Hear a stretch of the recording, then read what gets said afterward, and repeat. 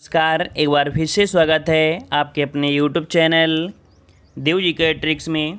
तो दोस्तों, हमने यहाँ पर डेली की तरह यहाँ पर रात 8:30 बजे यहाँ पर हिंदी का फुल टेस्ट लगाएंगे और ये क्लास आपकी डेली होती है। और आप किसी भी एग्ज़ाम की तैयारी कर रहे हैं तो डेली का डेली यहाँ पर टेस्ट लगाते रहिए और 100% है कि आपकी हिंदी इम्प्रूव ज़रूर होगी। ठीक है, तो चलते स्टार्ट करते हैं। गुड इवनिंग सभी को, नमस्कार सभी को, जय हिंद। जो लोग पहली बार आए हैं वो लोग चैनल को जरूर सब्सक्राइब करें।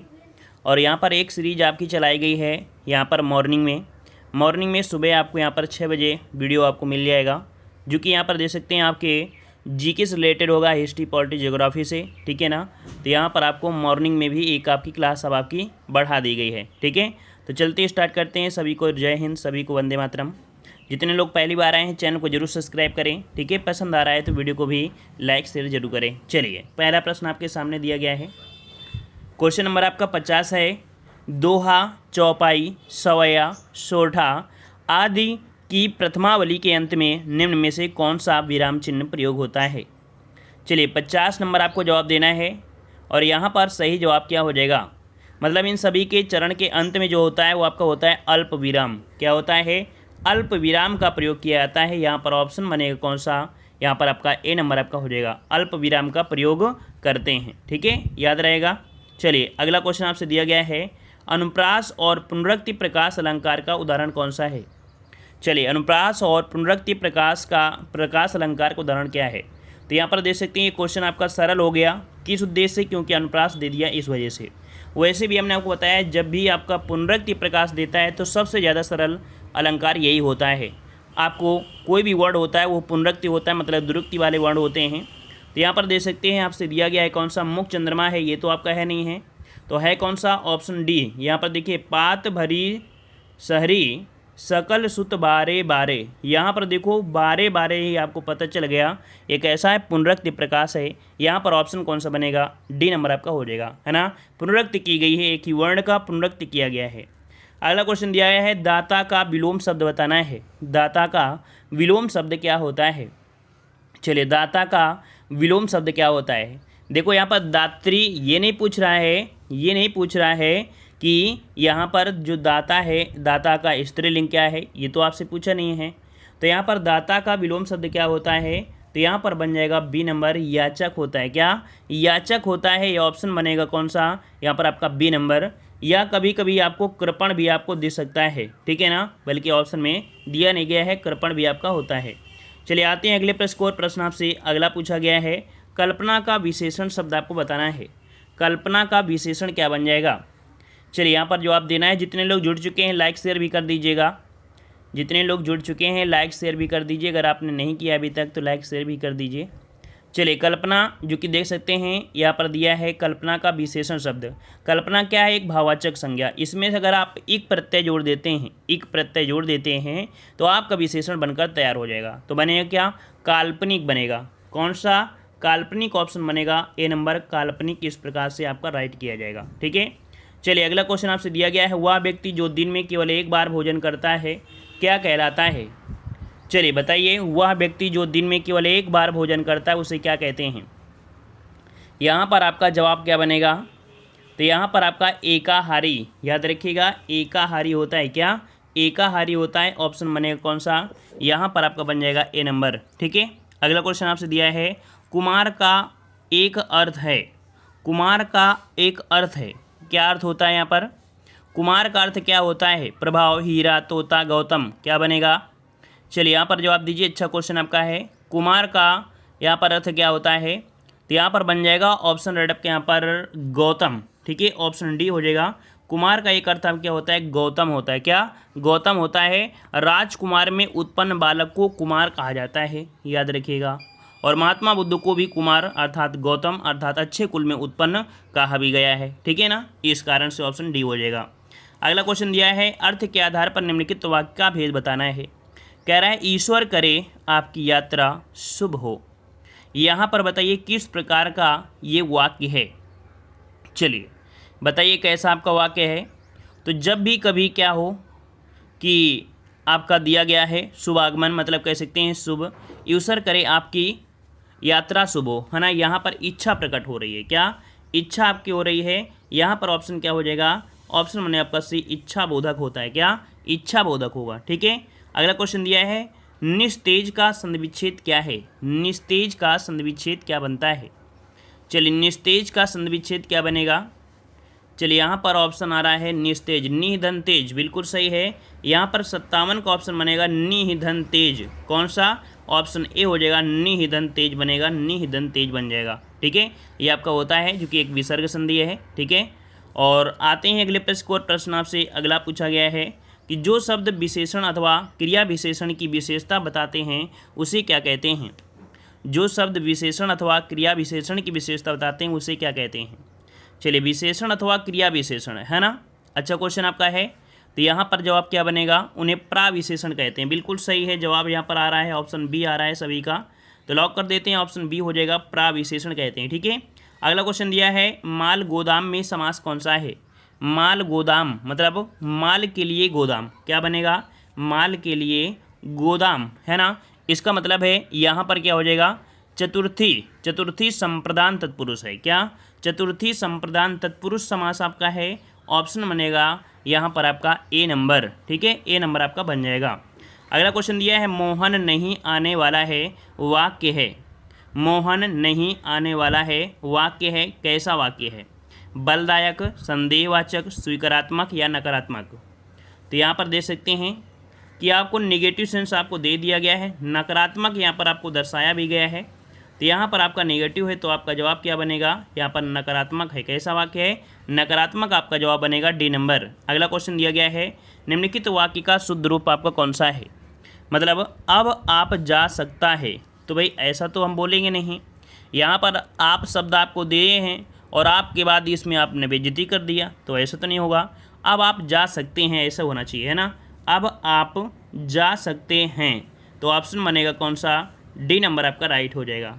क्लियर है ना। चलिए अगला क्वेश्चन आपसे दिया गया है साहित्य गुंजन नामक साहित्यिक पत्रिका कहाँ से प्रकाशित हुई थी?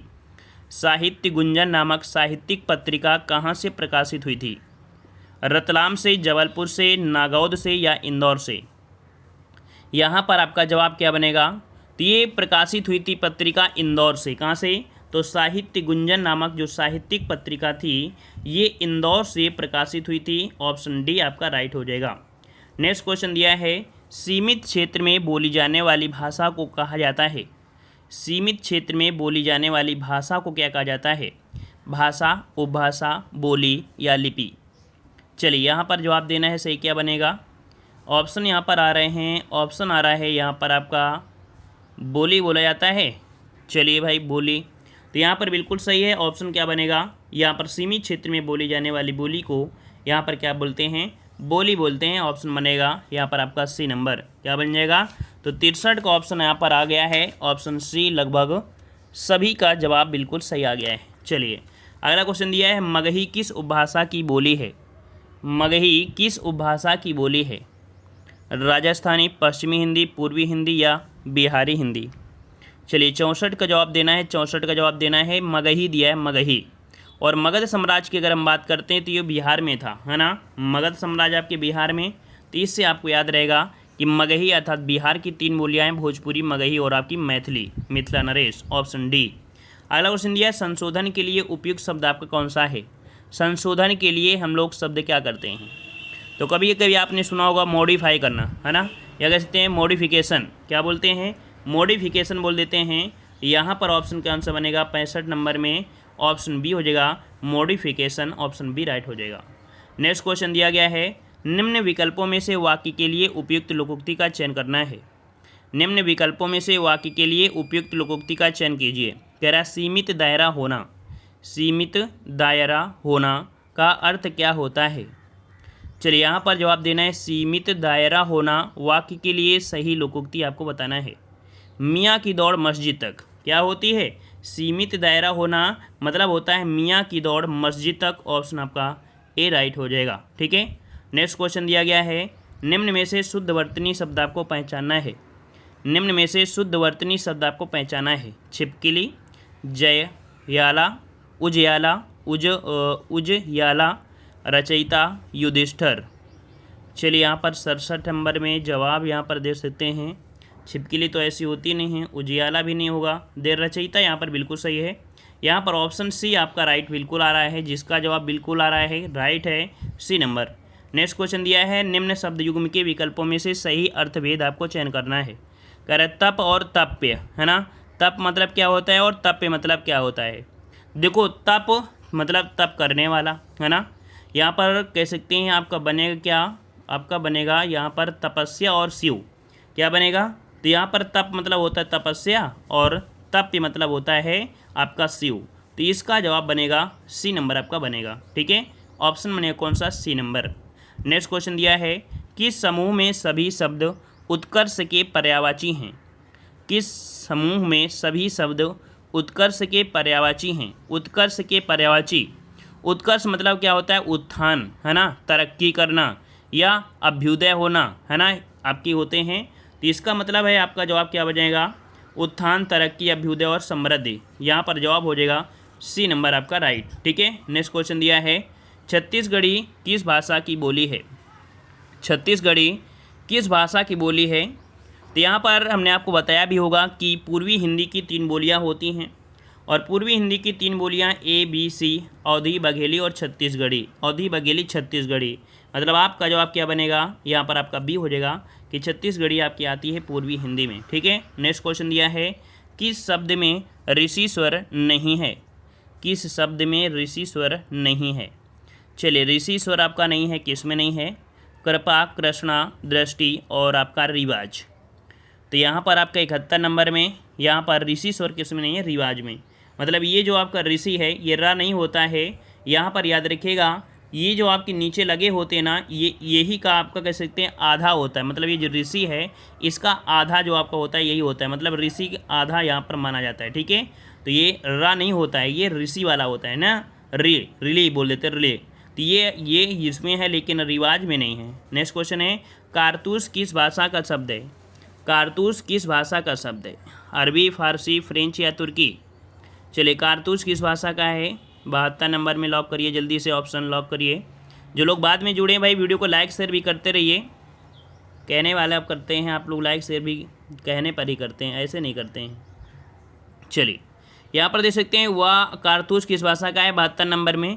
यहाँ पर फ्रेंच भाषा, बिल्कुल सही जवाब आ गया है। यहाँ पर जो कारतूस है ये फ्रेंच भाषा का शब्द है, कैसा है, फ्रेंच भाषा का है। ऑप्शन हमने आपका सी नंबर। नेक्स्ट क्वेश्चन है वह अपराधी था इसलिए उसे सज़ा मिली। वाक्य बताना है कैसा है, वह अपराधी था इसलिए, क्या दिया है, इसलिए दिया है। अब ये बताइए इसलिए का जो प्रयोग करते हैं कहाँ पर करते हैं, मिश्र वाक्य में, संयुक्त वाक्य में। सरल में तो करेंगे नहीं, है ना, सरल में तो करेंगे नहीं। इसका मतलब है वह अपराधी था, है ना, तथा उसे सज़ा मिली। दोनों वाक्य प्रधान है इसलिए यहाँ पर कह सकते हैं जो जवाब बनेगा वो आपका बनेगा कौन सा, संयुक्त वाक्य। क्या बनेगा, संयुक्त वाक्य हो जाएगा। यहाँ पर 73 का ऑप्शन राइट आपका बनेगा। यहाँ पर बी नंबर हो जाएगा, संयुक्त वाक्य बन जाएगा, ठीक है। अगला क्वेश्चन आपसे पूछा गया है कि निम्न में से कौन सा छंद का प्रकार नहीं है। कौन सा छंद का प्रकार नहीं है, दोहा, सोरठा, दृष्टांत, चौपाई। चलिए तो यहाँ पर देख सकते हैं कि छंद में आपने दोहा छंद पढ़ा, सोरठा पढ़ा, चौपाई पढ़ा, लेकिन यहाँ पर दृष्टांत आपका नहीं होता है। क्या, दृष्टांत नहीं होता है। ये अलंकार में आपका कह सकते हैं देखने को मिल जाएगा, है ना। चलिए अगला क्वेश्चन आपसे दिया गया है प्रेरणार्थक की दृष्टि से शुद्ध वाक्य आपको बताना है। प्रेरणार्थक की दृष्टि से शुद्ध वाक्य इसमें से कौन सा बन जाएगा। चलिए यहाँ पर बताइए प्रेरणार्थक की दृष्टि से, यहाँ पर देखते हैं क्या सही बनेगा। कह रहा मकान मालिक ने पुलिस से किराएदार को बाहर निकाल दिया। तो ये तो बनेगा नहीं हमारे हिसाब से, ये शुद्ध वाक्य बनेगा नहीं बनेगा। मकान मालिक ने पुलिस द्वारा किराएदार को बाहर निकाल दिया। अच्छा भाई मकान मालिक ने पुलिस द्वारा, है ना, पुलिस द्वारा, बिल्कुल इसमें सी वाले को राइट कर दीजिए, दिक्कत आपका नहीं है। यहाँ पर सी नंबर आपका राइट हो जाएगा, ठीक है, सी नंबर। नेक्स्ट क्वेश्चन दिया गया है, यहाँ पर आपको दिया गया है क्या, यहाँ पर दिया गया आपको खाली स्थान एक अनुच्छेद आपका होता है। और यहाँ पर भी ऐसे क्वेश्चन आपके दिए होते हैं जहाँ पर आपको खाली स्थान भरना है और बहुत ही अच्छी तरीके से ये भी सॉल्व हो जाता है। बस आपको सेंटेंस जोड़ना होता है। क्या, सेंटेंस आपको जोड़ना होता है। जैसे आपका 76 नंबर दिया गया है तो यहाँ से आप पढ़िएगा कि महंगाई की समस्या का समाधान क्या होता है भाई, समाधान ही तो होता है कि और कुछ होता है, और कुछ हो सकता है। नहीं हो सकता है ना, मतलब यहाँ पर जो भरा जाएगा समाधान भरा जाएगा, है ना। इसी प्रकार से यहाँ पर जनसंख्या वृद्धि पर तुरंत रोक लगाई जाए, यहाँ पर जो आपका दिया गया है उसको यहाँ पर हम लोग भरेंगे, है ना। 77 वाले में हम लोग अगर भरेंगे तो इस प्रकार भर देंगे कि उत्पादन, है ना। तो इस प्रकार से इनको जब हम सामने होंगे पूरे आप सॉल्व कर सकते हैं। आगे आते हैं, यहाँ पर क्वेश्चन दिया है हिंदी साहित्य के कि गोस्वामी तुलसीदास का निधन वाराणसी के किस घाट पर हुआ था। चलिए, गद्यांश के क्वेश्चन आप अपने अकाउंट में जोड़ सकते हैं, खाते में अपने जोड़ सकते हैं, ठीक है ना। चलिए, यहाँ पर बताइए कि गोस्वामी तुलसीदास का निधन वाराणसी के किस घाट पर हुआ था। 67 का जवाब देना है और 67 का ऑप्शन क्या बनेगा, यहाँ पर बन जाएगा बी नंबर 80 घाट पर। कहाँ पर, 80 घाट, यहाँ पर जवाब आ रहा है ऑप्शन बी, बिल्कुल राइट है, बी नंबर हो जाएगा। नेक्स्ट क्वेश्चन है, निर्गुण भक्ति काव्य के प्रमुख कवि कौन हैं। निर्गुण भक्ति काव्य के प्रमुख कवि इनमें से कौन बनेंगे। चलिए, 68 की अगर हम बात करते हैं तो यहाँ पर आपका जवाब जो बनेगा वो हैं आपके कौन, कबीर दास हैं, ऑप्शन सी। अगला क्वेश्चन दिया है, सबसे पहले अपनी आत्मकथा हिंदी में किसने लिखी। सबसे पहले अपनी आत्मकथा हिंदी में किसने लिखी थी। यहाँ पर आपका जवाब क्या बनेगा, तो यहाँ पर जवाब हो जाएगा डॉक्टर राजेंद्र प्रसाद।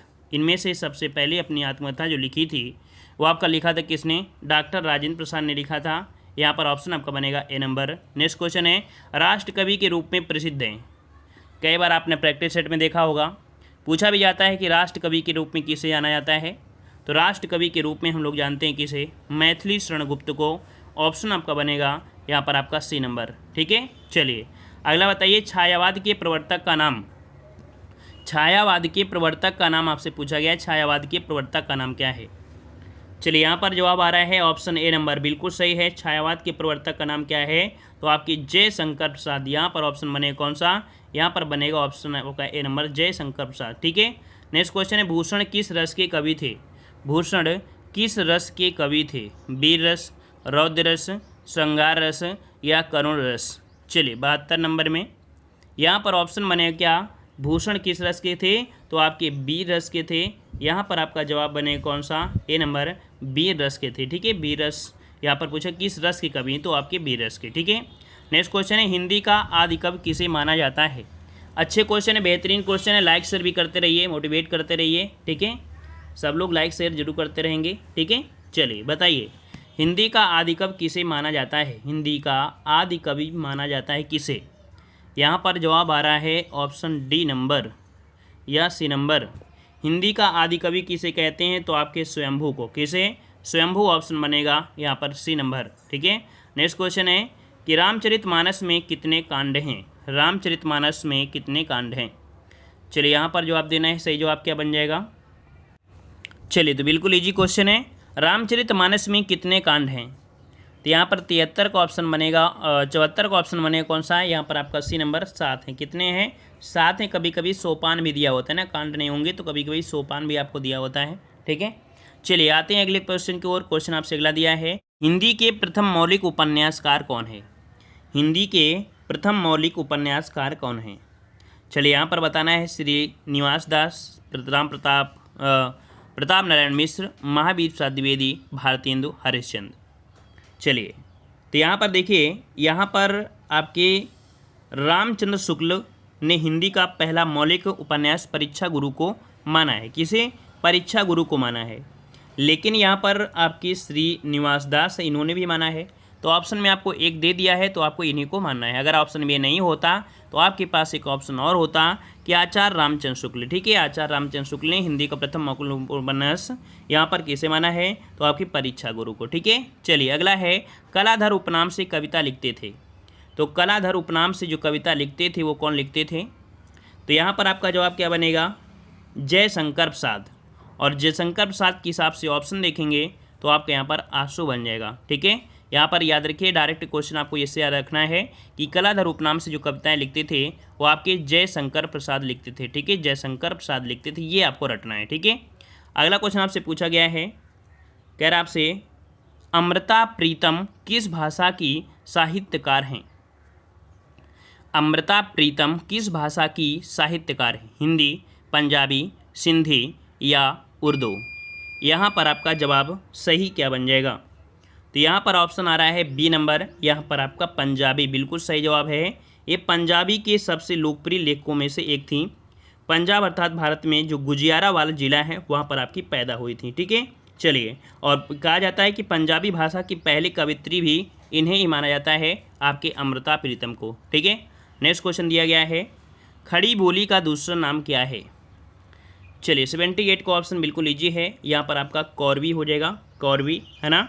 चलिए अगला क्वेश्चन आपसे दिया गया है, कह रहा आपसे यहाँ पर पृथ्वीराज रासो किस काल की रचना है। चलिए पृथ्वीराज रासो किस काल की रचना है। चलिए यहाँ पर जवाब आ रहा है आदिकाल, अच्छी बात है। और जवाब दीजिए, यहाँ पर आपका जवाब तो बिल्कुल सही जवाब है, यहाँ पर आपका जवाब बन जाएगा आदिकाल की रचना है। ठीक है, पृथ्वीराज रासो किस काल की, तो आदिकाल की रचना है। ठीक है, अगला क्वेश्चन आपसे पूछा गया है, कर आपसे यहाँ पर हिंदी के प्रथम गद्यकार हैं, हिंदी के प्रथम गद्यकार किसे कहा जाता है। तो हिंदी के प्रथम गद्यकार किसे कहा जाता है, यहाँ पर 80 नंबर जवाब देना है। और 80 का ऑप्शन आपका बन जाएगा यहाँ पर आपके लल्लू लाल। कौन है भाई, तो ऑप्शन सी हो जाएगा लल्लू लाल, लल्लू लाल आपके हैं। ठीक है, नेक्स्ट क्वेश्चन आपसे अगला पूछा गया है, यहाँ पर आपसे कह रहा है रामधारी सिंह दिनकर को भारतीय ज्ञानपीठ पुरस्कार प्राप्त हुआ था। चलिए बताइए किसके लिए उन्हें प्राप्त हुआ था। और हमने आपको कल भी बताया था 1972 में, है ना, उनके उर्वशी के लिए प्राप्त हुआ था। किसके लिए, उर्वशी के लिए। ऑप्शन क्या बनेगा, यहाँ पर बन जाएगा आपका बी नंबर। ठीक है, नेक्स्ट क्वेश्चन है, कह रहा आपसे किस काल को स्वर्ण काल कहा जाता है, किस काल को स्वर्ण काल कहा जाता है। चलिए रीत काल, भक्ति काल, आदिकाल या आधुनिक काल। चलिए यहाँ पर जवाब आ गया है, ऑप्शन आ रहा है यहाँ पर आपका बी नंबर भक्ति काल। तो राइट आंसर आपका बिल्कुल सही है, भक्ति काल को यहाँ पर कहा जाता है ना। ऑप्शन आपका बी हो जाएगा। नेक्स्ट क्वेश्चन दिया गया है, गागर में सागर भरने का कार्य किस कवि ने किया है। गागर में सागर भरने का कार्य किस कवि ने किया है। चलिए 83 को ऑप्शन देना है, और 83 को ऑप्शन राइट क्या बनेगा, यहाँ पर बिहारी दास को कहा जाता है, बिहारी जी को कहा जाता है, बिहारी जी को गागर में सागर, है ना। चलिए अगला क्वेश्चन दिया है, हिंदी गद्य का जन्मदाता किसे माना जाता है। हिंदी गद्य का जन्मदाता किसको माना जाता है। यहाँ पर जवाब देना है, यहाँ पर प्रताप नारायण मिश्र, बालकृष्ण भट्ट, महावीर प्रसाद द्विवेदी, भारतेंदु हरिश्चंद्र। चलिए यहाँ पर ऑप्शन आने शुरू हो गए हैं, और ऑप्शन आ रहा है डी नंबर। चलिए ऑप्शन डी बिल्कुल आपका राइट हो जाएगा, भारतेंदु हरिश्चंद्र को माना जाता है, याद रखिए डी नंबर। ठीक है, नेक्स्ट क्वेश्चन आपसे दिया गया है, कह रहा आपसे यहाँ पर प्रथम सूफी प्रेमाख्यानक काव्य के रचयिता कौन हैं। चलिए प्रथम सूफी प्रेमाख्यानक काव्य के जो रचयिता हैं वो आपकी कौन हैं। यहाँ पर जवाब बनेगा मुल्ला दाऊद। कौन, मुल्ला दाऊद। ऑप्शन आपका बनेगा ए नंबर, आपका राइट हो जाएगा। ठीक है, जो भी नया क्वेश्चन मिले उसे नोट जरूर करिएगा। ठीक है, नेक्स्ट क्वेश्चन दिया गया है, हिंदी साहित्य के इतिहास के सर्वप्रथम लेखक का नाम क्या है। हिंदी साहित्य के इतिहास के सर्वप्रथम लेखक का नाम क्या है। आचार्य रामचंद्र शुक्ल, जॉर्ज गियर्सन, घासीदास, शिव सिंह सेंगर। चलिए यहाँ पर जवाब आपका क्या बनेगा। चलिए जवाब आ रहा है ऑप्शन राइट। यहाँ पर देख सकते हैं आपका जवाब यहाँ पर 86 का बनेगा सी।